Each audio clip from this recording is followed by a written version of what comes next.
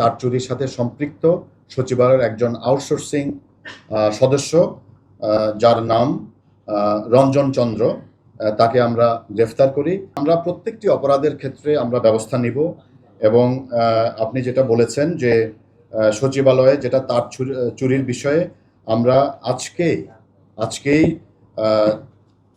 আমরা এর মধ্যে প্রথম দিন থেকেই আমাদের তদন্ত অব্যাহত ছিল এবং আজকে 4 তারিখ দুপুরে আমরা এই তার চুরির রহস্য উদ্ঘাটন করতে পারি এবং এই তার চুরির সাথে সম্পৃক্ত সচিবালয়ের একজন আউটসোর্সিং সদস্য, যার নাম রঞ্জন চন্দ্র,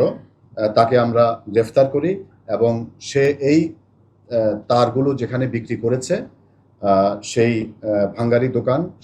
দোকান থেকে আমরা কিছু তার উদ্ধার করি, 8 কেজির মতো তার উদ্ধার করি এবং সেই ভাঙ্গারি দোকানদার যিনি এই তারগুলো কিনেন তাকে আমরা গ্রেফতার করি। তো এই ঘটনায় আমাদের এখন 2 জন গ্রেফতার হয়েছে এবং তারা আমাদের হাজতে আছে এবং আপনাকে আগেই বলেছি যে এই সংক্রান্তে মামলা হয়েছিল। ধন্যবাদ।